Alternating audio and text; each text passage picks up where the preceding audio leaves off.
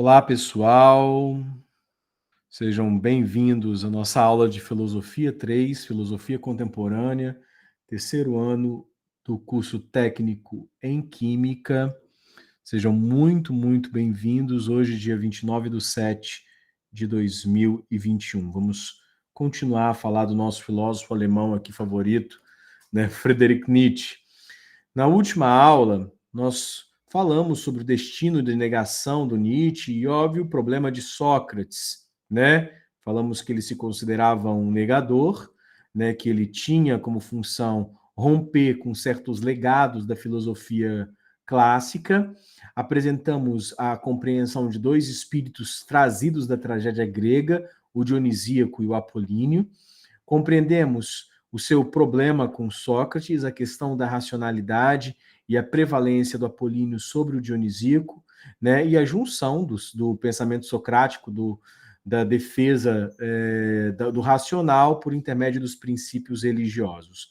E aí, então, Nietzsche tem uma compreensão da história. Para ele, os fatos por si só são fatos estúpidos, os fatos históricos.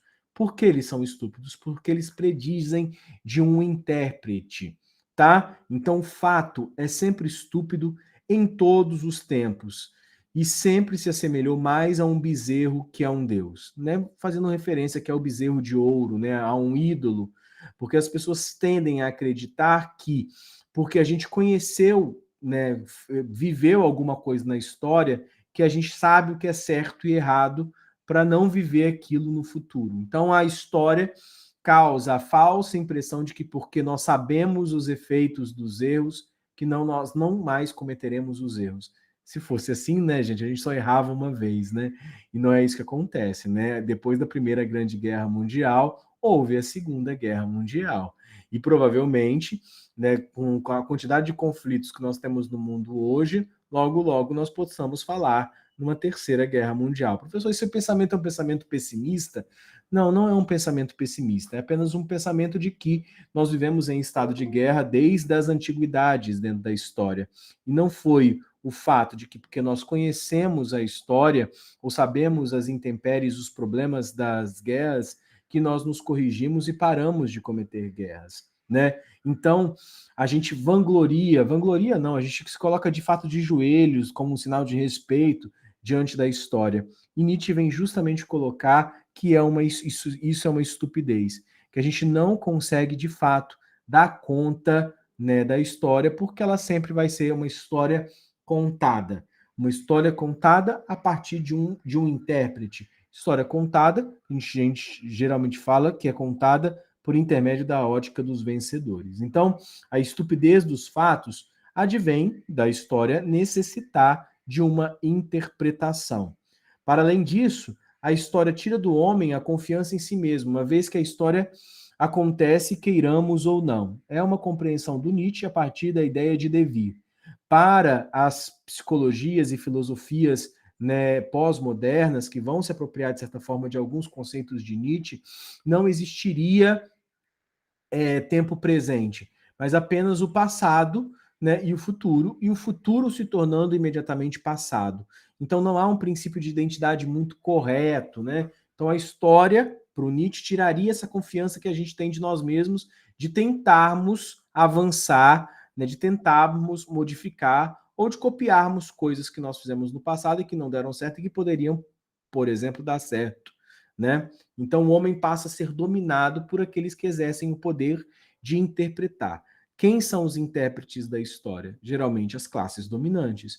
E os homens então se curvam diante da interpretação dos fatos narrados pela classe que vai estar dominando ou que vai estar à frente do poder. Tá? Isso acontece com a história, por exemplo, do tempo presente. Nós temos uma dificuldade de analisar aquilo que está acontecendo nesse exato momento, porque correntes de dois lados vão tentar buscar uma interpretação da história, né? Percebamos que pode ter dois processos históricos completamente diferentes acontecendo, dependendo da interpretação. Como assim, professor? Olha, para alguns, né, e alguma parte da população, né, o atual presidente da República é alguém que está lutando contra uma história de corrupção no país e está lutado contra, né, um legislativo e um judiciário corruptos. E está lutando muito bem, né, contra isso. Outra parte da história pode considerar o quê? O Bolsonaro como um genocida, que cometeu tantos deslizes, está sendo acusado de prevaricação e provavelmente acoberta os grandes crimes agora decorrentes da crise pandêmica no Brasil. Por não ter comprado a vacina, por ser um negacionista, por sucatear a economia, que ele sim tentava ser liberal, né? Hoje o número de pessoas famintas no Brasil só tem crescido. Então percebam, a história, na verdade, ela precisa de um intérprete, e ela acaba sendo interpretada por quem exerce o poder. Então, a saturação histórica, nos encher de história para o Nietzsche, né, é um perigo, porque os fatos são, por natureza, estúpidos.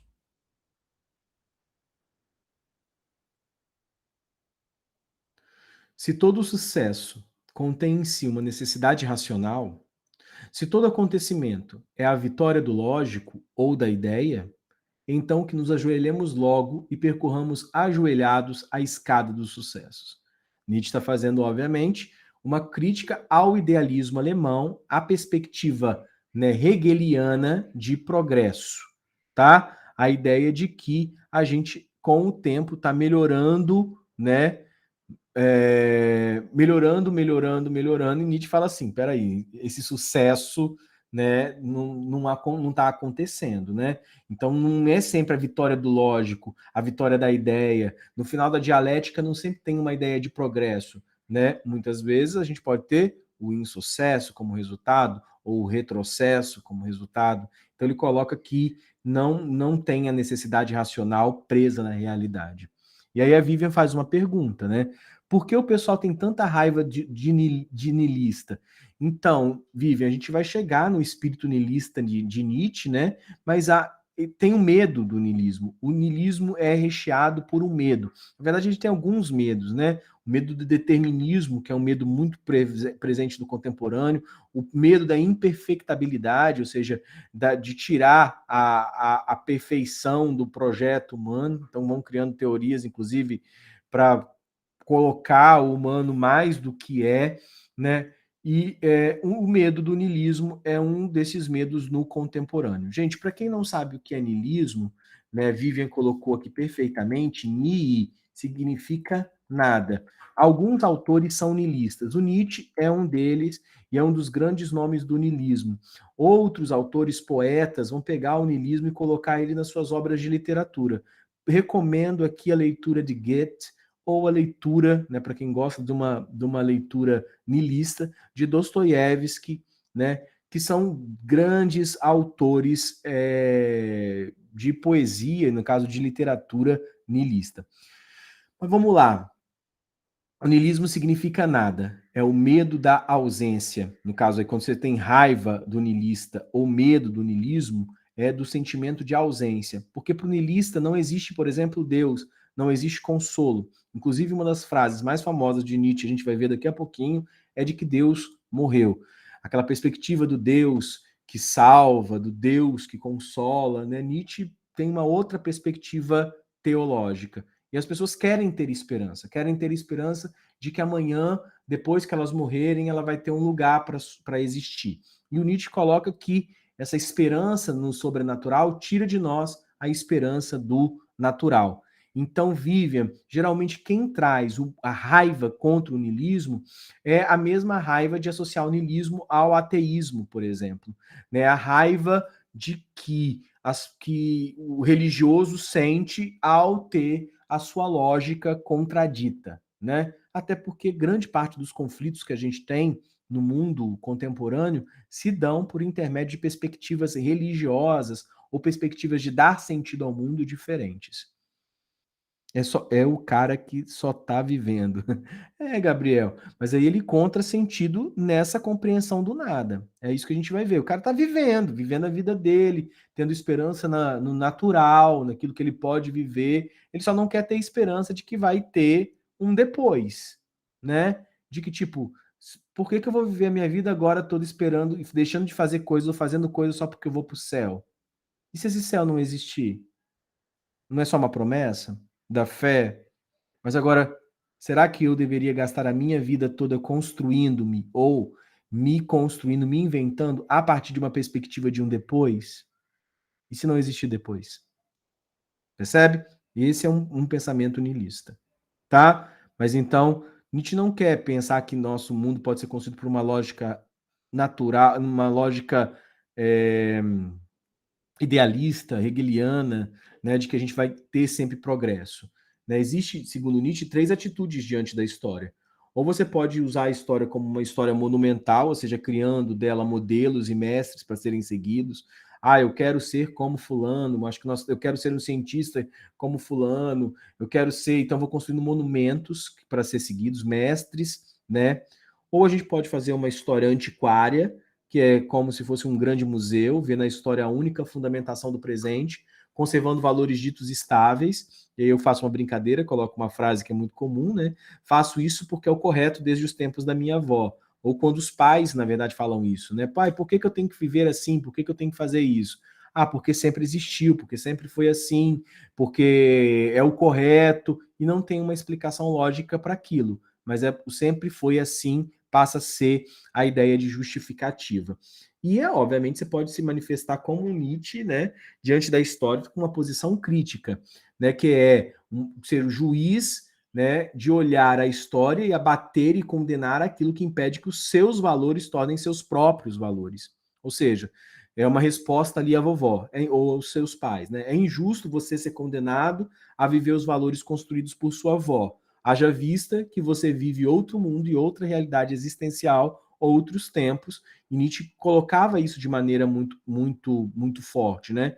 De que eu preciso viver o tempo presente, eu tenho não o presente, mas eu tenho que viver os próprios tempos, eu tenho que viver o que está se colocando agora, porque ele certamente é diferente do que foi vivido anteriormente com as experiências do anterior. Nós não temos só conservação na vida. Nós temos conservação e modificação, nós temos devir, nós temos fruição, né? Então as coisas se modificam. Com o tempo, Nietzsche vai e se afasta de Wagner, eu acabei falando um pouquinho sobre isso na última aula.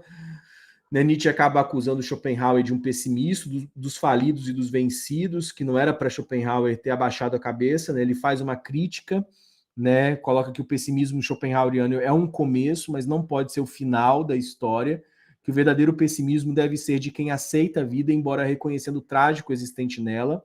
Então você aceita a vida, mas não vive pacífico na vida, você vive empoderado na vida, tanto que Nietzsche tem um conceito que nós vamos ver hoje, que é o de super-homem. Então, esse pessimismo diante de que de que a vida tem as suas falências, é uma perspectiva realista em Nietzsche. Então, Nietzsche se coloca que o pessimismo é uma porta de entrada, mas não pode ser um ponto de chegada, né? Você entra, você starta o processo de olhar para a vida naquilo que a vida tem de bom e de mal. Mas você não pode se abater e ficar ali pessimista, chorando, choramingando, o mundo é ruim, né? Então, Schopenhauer, para Nietzsche, tornou-se quase um asceta cristão, né? Tipo, olha, ele se nega, tem que se negar. Tanto que a ética de Schopenhauer coloca de que o homem é incorrigível, a gente tinha que então parar de fazer sexo para acabar com a raça humana, porque o único jeito de contornar o desejo é acabando com o humano. Então isso para o Schopenhauer é ridículo, para o Nietzsche é ridículo, né? Tipo, como assim a ética humana vai se dar apenas por esse viés da negação, né? Então, não pararia aí, não seria isso que eu tenho que me privar das coisas, né, para conseguir entender o mundo. Então, Nietzsche se afasta de Schopenhauer. E vai se afastar também, obviamente, de Wagner, né? Porque Nietzsche dolorosamente diz que Wagner adoece tudo que toca.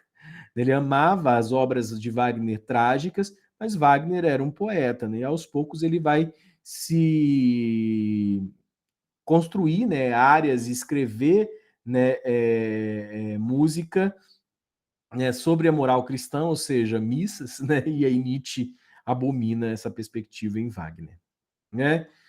E aí nós temos o principal, ou um dos mais famosos livros do Nietzsche, né, que é o do Zaratustra, assim falou Zaratustra, né, em que a gente vai ter a seguinte frase, né? O que houve com Deus, eu vos direi, nós o matamos, eu e vós, nós somos os seus assassinos. Matar Deus, para Nietzsche, significa eliminar o mundo sobrenatural e o quadro de valores dele oriundo. Tá vendo que Nietzsche não está falando que eu matei Deus. Nietzsche está dizendo Deus morreu, né? Ou seja, que nós, na verdade, já sentíamos no contemporâneo, no final da modernidade, a caatinga, né, da morte, né, do defunto divino. Né? Desde Kant, a gente não tinha mais a certeza de que poderia confiar na fé cristã. Então, obviamente, gente, não estou aqui fazendo uma propaganda do ateísmo, muito pelo contrário, né? Eu também tenho fé, mas obviamente, como ferro, né, é testada pelo fogo. O que significa isso, né? Significa perceber que será que vale a pena eu confiar tanto no sobrenatural e esquecer do natural? Se eu tomo, né, não tomo vitaminas, se eu não como os nutrientes necessários, ou seja, eu vou ali maltratando o meu corpo, vou fazendo jejum, né? Será que para conversão do mundo, vou fazer um jejum para conversão do mundo? Para Nietzsche, e aí eu coloco para mim também, se soa tão romântico, né?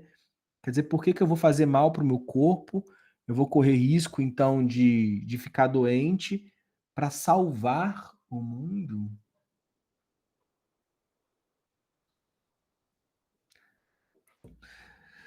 Para você que acredita nisso aí, né? Continue lá no grupo de intercessão. Boa sorte, tá? Eu não acredito.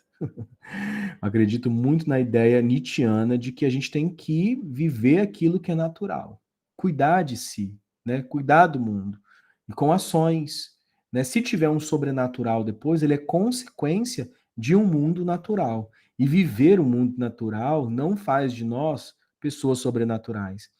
Tem gente que fala assim, isso vou dizer isso humanamente, fala humanamente, mas peraí, você pode falar desumanamente, você pode falar sem ser fora do humano, né? Ou que quando eu brinco, a questão daquelas pessoas falam assim, né? Isso é de Deus e isso é do mundo. Aí fico pensando que o de Deus é extramundo, é sobremundo, então é extraterrestre, né? Toda música é música do mundo, toda música é confiada na poética do humano, né? Na voz humana ou nos instrumentos humanos. Como assim essa música é divina, né? Existe esse divino feito pelo humano, né? Essa sua atitude foi divina. Eu acho muito engraçado, né? Porque eu só consigo fazer coisas humanas, né? Quando eu conseguir fazer as coisas sobre-humanas ou sobrenaturais, vou mudar o meu nome, né? Vou ser, né, um semideus. Eu acho que é um pouco disso que a Nietzsche critica na humanidade, esse apego a que vai existir uma vida depois da morte e que então eu sou parte de Deus, eu sou um semideus, eu sou alguém que também é eterno, né?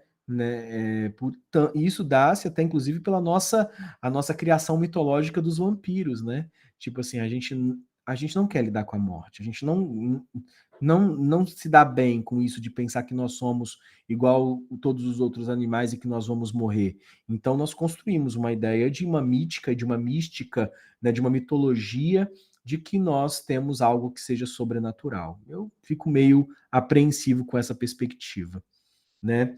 Então o louco de Gaia Ciência proclama, né? Outro texto de Nietzsche: vivendo cedo demais, assim não é meu tempo. Esse acontecimento monstruoso ainda está em curso e não chegou aos ouvidos do homem, né? Porque nós não queremos aceitar a morte de Deus. Para Nietzsche não é o nascimento de Cristo que divide a história da humanidade, mas sim o before, né? E o after, né, da morte de Deus. Então, o que marcaria a humanidade seria um amadurecimento, né, na perspectiva de que nós conseguimos efetivamente nos desvencilhar da necessidade de colocar a nossa história humana aos pés de uma história do divino. E isso, Vivian, é que justamente provoca uma perspectiva nihilista, né? O fato de que nós estamos sozinhos no mundo, né? De que, né, o humano ou a história da humanidade teria que lidar, ou saber lidar, pelo menos, com a possibilidade de que Deus não existe e de que talvez eu teria que ser bom e justo, não no céu, eu teria que ser bom e justo aqui. É uma crítica aos religiosos, né? O religioso fala tanto meu irmão, meu irmão, meu irmão, meu irmão, meu irmão, meu irmão, mas só sacaneia o irmão, só coloca o irmão em desfavor, né? É irmão até quando? A que ponto? É solidário até que ponto? Doando aquilo que lhe sobra, doando aquilo que está ali no armário. Vou fazer uma doação de agasalhos. Pega todos os piores agasalhos que tem, compra aqueles pior cobertor que tem. Gente, escrotíssimo, né? Dar aquilo que sobra, beleza, até pode ser considerado solidariedade, né? Beleza, você está sendo solidário, né? Mas isso é ser irmão mesmo? Meu irmão, meu irmão, meu irmão, e mata aquele que não é irmão, destrói aquele que não é irmão. E vocês querem um lugar que mais tem fofoca no mundo, chama-se igreja. Mais lugar que, ó, que eu sei bem, porque vivi muito tempo numa. Lugar que mais tem fofoca é igreja. Pessoal fofoqueiro, invejoso, fica olhando a roupa que você vai, quer saber da sua vida, controlar tudo, quer controlar tudo. Se você vai dando a mão para aquelas velhas da liturgia lá, que monta o culto, pelo amor de Deus, ela cata até a sua alma. Ela vai chegar assim: eu não quero o seu tempo, eu quero a sua alma. Entendeu? Entendeu? Tenho muito medo de véia de igreja, entendeu? Pior que Quando é, eu era né? seminarista, uma vez, rapidinho, Vivian, eu chegava lá, ia fazer o culto, né? Eu ia tirava os microfones tudinho, porque elas cantavam tão mal, tão mal. Senhor! Aí eu tirava, eu falava assim, falei, Deus é o Deus da humildade, não é o Deus do grito. Ficavam putas comigo. Acho que é por isso que não deu certo a minha história como padre. Fala, Vivian. Não, pois é, tem uma irmã na minha igreja lá que a gente sempre tem que chegar cedo no culto pra não sentar na frente dela. Toda vez que a gente senta na frente dela, ela fica gritando, eu tenho vontade de chorar, né? Porque, nossa senhora, dói demais. Por aí, Mas Vivian. é, tem a questão também de que não é questão de que somente Deus não existe, mas é questão de que a gente matou ele que ele apresenta. Uhum. Na verdade, a ideia de que ele morreu e a gente nem deu conta ainda também, né? De que a gente, o secularismo seria a vivência de que a gente, é esse princípio que o Gabriel coloca também, né? O Gabriel coloca assim, né? Mas se Deus não existe, não existe vida após a morte, por que que eu seria bom? Por simplesmente ser bom. Você precisa de Deus, um Deus castigador, um Deus do paraíso, um Deus da condenação, um Deus que vai te colocar no inferno para não ser bom. Então, o que acontece? É muito essa perspectiva do Gabriel. Deus é inventado, inclusive é a perspectiva do Durkheim, Emile Durkheim, né, de que Deus, na verdade, é a base moral do mundo. Eu Então, ouvi um pensamento uma vez que, tipo assim, se você deixa de fazer uma coisa por medo de uma punição, significa que não é sua real vontade. Então, tipo assim, perfeito. se você faz uma coisa boa para receber algo em troca depois, você não é bom de verdade. Você só está trocando, né?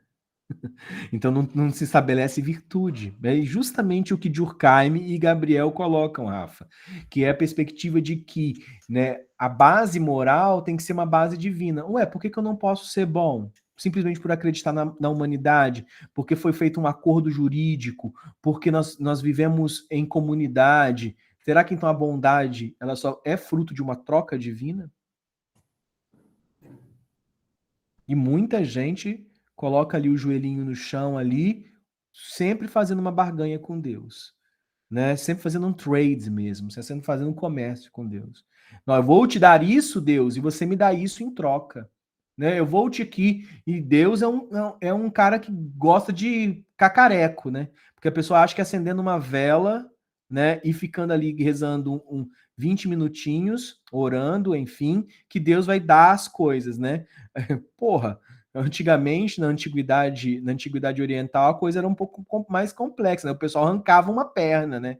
Deus, para isso eu vou arrancar a minha perna, né? Deus, para isso eu vou matar 20 virgens. Deus virou um cara que agora hoje se satisfaz com um pouco de água, né? Um pouco de água benta, um ramo, uma oração e acabou, né? Deus está menos exigente, né?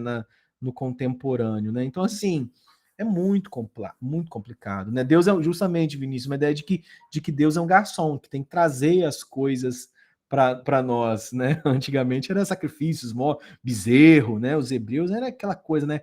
Matava um touro, uma coisa bonita e dava para Deus e tal, um cordeiro, aham. Agora Deus, vou te dar esse galho de arruda aqui com com uma vela acesa e você me dá essa graça, né? Aí eu fiquei pensando, porra, Deus tá mal nas trocas, né? Tá aceitando qualquer bugiganga aqui, né? E pronto. A pessoa não consegue dar 1 hora da semana ou 2, né? Por isso que essa perspectiva, né, de que tem que ter, seria ir para o templo, né? Porque, tipo, a pessoa tem 24 horas, né? E acha que às vezes 2 horas é muita coisa, né? Então, quer dizer, tá morto já há algum tempo, segundo a perspectiva do Nietzsche, né? Porque a gente olhar logicamente para o que acontece, a gente percebe que é meio louco essa perspectiva, né? De que as coisas, né, como a Duda coloca, as pessoas só fazem as coisas, né, por medo do inferno. Quer ir para o céu e medo da punição, e aquilo ali é pecado, e o Nietzsche vai colocar que tem coisas ali que são dionisíacas, que são consideradas pecados, que são covardias, e eu concordo muito com essa perspectiva, né? Tem a perspectiva, por exemplo, da renovação carismática, né? Tanto a católica quanto a evangélica, né? Aquele negócio de por hoje eu não vou pecar e tal, e condena a masturbação. O menino tá ali com 15 anos, ali, 14 anos, vive só hormônio, tá com testosterona até o último fio do cabelo ali, e bate uma punheta e fica com. Ou menina, né? Vai lá e, né? A questão da masturbação, e aquilo ali é um grande pecado, e que, meu Deus, e não sei o que, vai para o inferno, tal, é bastante complicado. Eu sei que o tema aqui é meio espinhoso, né? Mas a gente tem que lidar com certa naturalidade com isso, né? Que não é humano? Claro que é humano, né? Claro que é humano. O Gabriel coloca, mas teria como você fazer algo bom sem pensar em um resultado? Ué, teria não? Aí que eu pergunto para você. Não quer dizer que a gente só Pô, eu faz. acho que não, né? Se você fazer uma coisa boa, mesmo que você pense de, eu tô fazendo porque é certo, já vai ser um mérito próprio seu, né? Então pronto, mas Não é aí possível que então. você faça uma coisa boa e não fique, eu sou brabo, né? Eu faço um negócio bom, não peço nada em troca. Mas só esse mérito moral de essa síndrome de super-homem que ajuda todo mundo e não quer nada em troca, eu acho meio condenatório também. Mas eu não tô falando do querer nada em troca, mas eu só fazer o bem porque tem que fazer. Não, eu sei, mas você fazer o bem e o cara te perguntar, por que você fez isso? Você fala, não sei. Eu fiz porque, né? Pô, Eu acho que ela pela própria recompensa, né, de você se sentir É melhor, assim, que exato, você tipo se assim, sentir. o, Exato, isso é um o coletivismo. automérito, tipo assim, você se sentir bem consigo mesmo. não, mas isso também é uma coisa em troca. O que eu tô falando é você fazer uma coisa Mas igual um não é algo robô, tá além. ligado? Não é algo além. É algo Não, Mas mas daqui. já mesmo, é alguma mas coisa. meninos, mas mesmo que você faça egoisticamente porque, sei lá, porque eu quero me sentir bem, já é alguma coisa. A questão o fato é que nós estamos reconhecendo aqui, e o Gabriel levanta essa bola para gente cortar aqui no vôlei aqui, é que a gente faz as coisas, a maioria das vezes, pensando numa troca. E agora o lance eu não posso fazer, por exemplo, eu vou comer alguma coisa boa para o bem do meu corpo, né? E aí, essa perspectiva de você traz o termo super-homem, o Nietzsche coloca isso mesmo, que nós temos que ser super-homens. Não super-homem naquilo de que eu vou fazer tudo bonitinho para ser bondoso e papapá. Mas que eu tenho que fazer ser super-homem no sentido de fazer as coisas para mim, que já seria já um avanço social. Vou fazer as coisas para mim, para eu me sentir, para mim como pessoa, né? Um passo, seria um passo, por isso que ele coloca, separa aí o antes e o depois da morte de Deus. Seria um passo no processo de compreender as coisas através de uma ótica estritamente humana. Mas vamos lá, rapaz, eu já fui assim, gostaria de deixar as pessoas felizes sem nada em troca. Hoje eu parei de ser assim, já que quase ninguém vai fazer o mesmo por mim.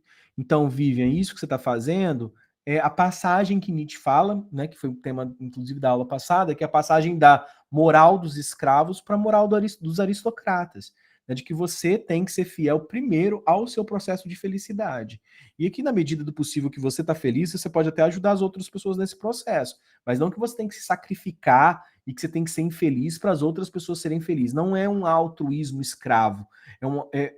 A necessidade que nós temos, de fato, é de construir primeiro, né, a nossa felicidade. Né? Tipo, se você está no avião, o avião balança, primeiro coloca a máscara em você. Né? Nietzsche tem essa perspectiva. Né? Exato. Uhum, uhum. Então é sair dessa coisa de que eu tenho que me Não é sacrificar pelo outro. Esse negócio, não é e que questão é de ser cristão, né? egoísta ou não, é questão de você pensar em você também, mas eu acho que o legal seria exatamente o coletivismo, a pessoa fazer o mesmo por mim, assim eu faço o mesmo por ela. Sem a gente se matar por isso. Uhum, perfeito. O lance é que eu não tenho muita esperança de que isso aconteça. Eu acho que você também não, né? Que as pessoas acabam. A gente está indo para um caminho de fato de que as pessoas estão pensando mais em si. O individualismo ele, social que nós vivemos hoje, ele passa por isso aí também, né? Vamos ver como é que as coisas vão se desenhando. Nós estamos ainda engatinhando, ainda temos um século ainda com essa perspectiva e ainda as correntes religiosas ainda estão muito fortes. Talvez esse projeto nietzschiano nem venha a se consolidar mesmo. Na Europa, né, o secularismo parece que já está ganhando um certo grau de maturidade. Na América Latina está longe de chegar a um processo de secularização. Duda coloca: o errado é fazer o bem apenas porque você tem medo de ser penalizado ou esperando que será recompensado no futuro. É essa ideia mesmo, Duda. Gabriel: ninguém vai fazer o mesmo por mim. Eu acho errado também. Porém, encontrar um equilíbrio entre farei porque eu acho correto, que é a autonomia, né? É o processo de autonomia. Não farei porque ninguém faria por mim. É complicado obter tal equilíbrio. Correto. Acho que não é uma questão de ajudar. Creio que seria uma questão de não atrapalhar. A perspectiva, gente, aqui é que a gente supere o altruísmo cristão e comece a ser fiel primeiro, não aquilo que eu não vou fazer alguma coisa porque é pecado, ou vou fazer alguma coisa porque vou para o céu, vou fazer alguma coisa porque sou fiel a mim, sou fiel aos princípios, os meus princípios, sou fiel àquilo que eu acho que é certo. Então, sobre as cinzas de Deus, é anunciado a ideia de super-homem, o homem novo, que impregnado de dionisíaco, né, impregnado de um amor à vida, a uma loucura irracional até, ama a vida e dando as costas para as quimeras do céu, as promessas do céu, voltará à sanidade da terra. Compreender, por exemplo, que, se tenho uma outra vida depois dessa, que lucro, que coisa boa, né? Vou aproveitar esse lucro depois se eu tive uma vida boa aqui. Agora, eu vou me matar aqui, me sacrificar aqui por conta de uma promessa celeste, entendeu? Então é isso que o Nietzsche coloca, né? O sonho celeste, a quimera do paraíso, né? Na verdade, eu tenho que voltar um pouco as costas a isso e fazer as coisas aqui por conta da sanidade, aquilo que é natural, sanidade, aquilo que é corpo e vida neste mundo, né? E aí, então, ficou famoso essa perspectiva, né, de anticristo, né? Na verdade, o anticristo não é o 666, the number of the beast, né? Isso não é o anticristo, né, de Nietzsche, né? O anticristo seria a compreensão de que o cristianismo seria um vício. Então ele escreve, então: dão-me pena esses padres, para mim eles são prisioneiros murchos. Aquele que eles chamam de redentor os carregou de grilhões de falsos valores e loucas palavras. Ah, se alguém pudesse redimi-los do seu redentor. Ou seja, como se dissesse: ah, se alguém pudesse salvá-los do seu salvador. Ah, se alguém pudesse libertá-lo, né? Porque a gente acaba tendo que, quando entra no circuito do cristianismo para o Nietzsche, a gente acaba sendo mais preso do que liberto, né? Porque você teria que fazer tanta coisa, cumprir tantos códigos, pagar tantas coisas, né? Que aí ele fala assim: não, o cristianismo, na verdade, seria um vício. O cristianismo, então, considerou para o Nietzsche, né, pecado tudo que é valor e prazer na terra. Né, considerou a abstinência e a pobreza um valor. Os pobres ficam felizes ao ouvir isso, enquanto a igreja se serve da riqueza, prega a salvação aos condenados. Né? As igrejas geralmente, então, vivem na riqueza e pregam para os pobres que é do pobre o reino dos céus. Né? Quando eu era seminarista, vou contar uma coisa rápida para vocês, o padre e eu tivemos uma briga muito grande. Eu cheguei para o padre e falei assim: padre, vamos comprar essa mortadela aqui um pouco mais cara, mortadela defumada, porque eu estava cansado de comer aquela Sadilar, né? Lembra aquela da bisnaga vermelhinha, né? Aquela mais fininha, tem até a da Turma da Mônica, né? Mano, uma mortadela ruim do caramba, né? Olha, vamos comprar mortadela defumada, a diferença de preço é tão menor, é tão pequena, né? Vamos comprar. Aí que eu fazia as compras, era administrador do seminário um tempo, né? Eu fazia as compras da casa. E ele chegou assim, aonde está o seu voto de pobreza? E eu respondi, estão nos seus litros de uísque. Entendeu? Então você, Porra, que é mas aí tu padre, cuspiu na cara do padre, né? né? Ele lá podia tomar o uiscão dele e eu não podia comer um pão com salame, com uma mortadela defumada? Desculpa, né? Porra, sacanagem, né? É, por aí, Sofia, 80% dos professores de filosofia. Eu fui 4 anos seminarista, tá? Então quer dizer assim, então tem essa. Nietzsche coloca isso, né? Tipo, o jejum, a abstinência, não sei o quê, porque os pecados capitais, né? Então quer dizer, se eu como, beleza, eu tenho que comer menos do que eu preciso. Eu tenho que, igual o João da Cruz, né? Colocar cinza na minha comida. Eu tenho que fazer isso, jejum, ou seja, eu tenho que comer menos do que eu preciso. Se eu como mais do que eu preciso, é gula, é pecado. Percebe? Gabriel não comprou salame, não comprou. Mas aí eu me vingava, eu tinha um dinheirinho que meus pais mandavam, aí eu com raiva, ia lá na padaria, comprava um frangão assado, né? Dividia com meus colegas, a gente ia lá, dava uma de jejum lá na frente do padre lá e depois ia comia um frangão assado lá escondido. Então, a gente sempre fazia isso, tá? Mas enfim, então quer dizer, eu posso dormir de menos, então sempre tem que estar cansado, não sei o quê. Se eu durmo demais, é preguiça, percebe? Então, a abstinência e a pobreza se tornaram um valor e Nietzsche vai colocar, mas peraí, se a igreja gosta tanto de pobreza, por que que ela não é pobre? Se a igreja prega tanto valor da pobreza, por que que ela não dá os seus bens? Por que que ela não reparte os seus bens? Se ela acha que é tão injustiça as coisas que existem no mundo, por que que ela vive de instituições que não pagam impostos? E esses impostos sejam dirigidos para fazer o bem. Entendeu? Então, velho, puf, né? Tipo, não tem sentido. Né? Não tem sentido. Exatamente. Não precisa Rafael ir para antigamente, não. Toda igreja hoje, meu amigo, seja católico ou evangélico, protestante histórico ou judeu ou islâmico, igreja é um lugar que rola muito dinheiro, entendeu? Então, enfim, complicado. E aí Nietzsche vem questionar isso. Nada é mais malsã do que a compaixão cristã. Ele vem negar a compaixão. Deus dos doentes e que negou a vida ao invés de transfigurá-la. Nietzsche também não concorda com isso da questão da morte que salva, né? Que ele colocava ali que, tipo, que não podia ser a vida, viver a vida, romper com aquilo e trazer, né? Então Jesus Cristo, que seria um espírito livre, Nietzsche entendia isso, né? Porque ele fazia o que queria, né? Então Jesus para o Nietzsche é super bem visto por Nietzsche, só que ele morreu para nos ensinar como viver, né? Já Paulo, né? Paulo de Tarso, São Paulo, na verdade, né? O que criou o catecismo, interpretou o cristianismo nas suas cartas, foi o maior de todos os apóstolos da vingança, porque queria que então nós nos sacrificássemos para pagar aquilo que Nietzsche dizia, a gente tinha que fazer igual Jesus. Entrar no templo lá, estão vendendo coisa lá, tocava o terror. Isso aqui não é para ter comércio dentro de templo, não.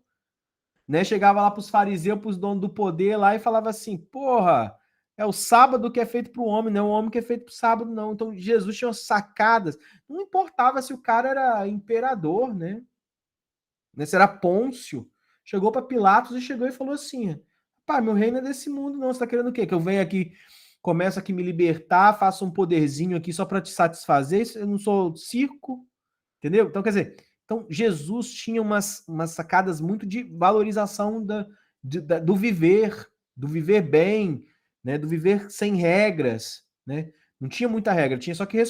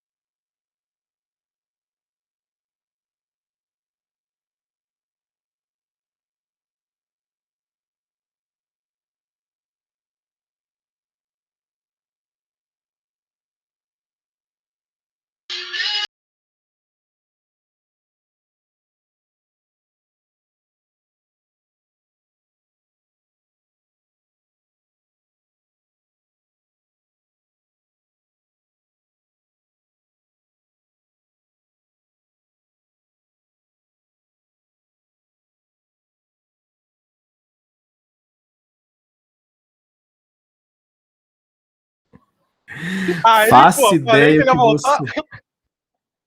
Faço ideia que vocês. Depois eu vou ver o que vocês estão fazendo aí. O que ficou gravado.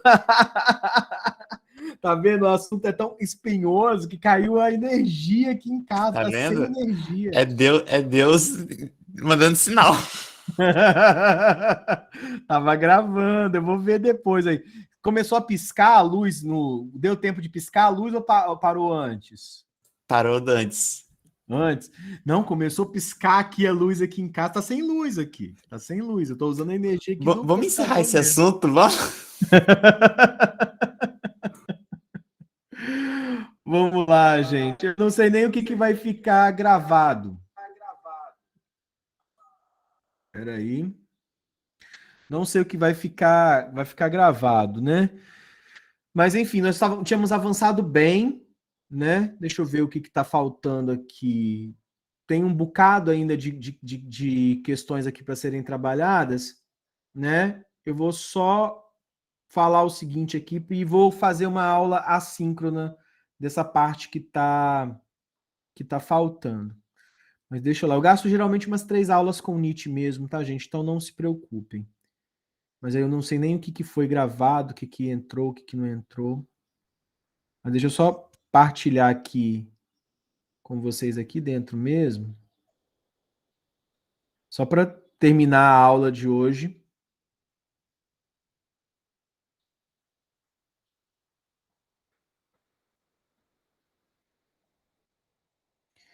Que é essa perspectiva, né? De que César Borgia, né, tentar, como Papa, tentaria restaurar o princípio do verdadeiro cristianismo do prazer. Lutero foi lá e restaurou o cristianismo de Paulo. E a santidade, então, seria uma ideia de negação da vida, tá? A partir de hoje, então, a partir dessa filosofia de Nietzsche, Nietzsche colocava a necessidade de transvalorização de todos os valores, ou seja, de compreender a ótica, né, dos valores a partir de um outro ponto de vista. E aí, então, a próxima aula a gente começa a falar sobre genealogia da moral, tá bom? Meus queridos, com energia ou sem energia, acabou que o segura na mão de Deus aí dos meninos aí deu certo. Voltei apenas para me despedir, para encerrar a aula aqui com o nosso 4G. Previstos acontece, mas no final das contas deu para a gente terminar aqui a aula até o final, tá? Conclusão da aula: se o professor falar de Deus, ele irá mandar um sinal. Ai, meus queridos, olha, um beijo gigantesco. A gente se vê na próxima. A aula irada. Falou, Gabriel. Não irei esperar tão cedo o seguro na mão de Deus. Eu vou ver esse seguro na mão de Deus. O que aconteceu? Como é que foi a minha caída e o meu retorno? Né? Eu morri e ressuscitei ao 3º minuto, né? Deve ter ficado uns 3 minutos fora aí. Valeu, gente. Abraço. Obrigado. Que bom que vocês gostaram. Tá bom? Passou, foi muito rápido, né, Luana? Que bom que vocês gostam da aula aqui. Tá bom? A gente continua na próxima. Tchau, tchau. Valeu. Tchau, tchau. Falou, Emerson. Obrigado pela aula. Nada. Tamo junto.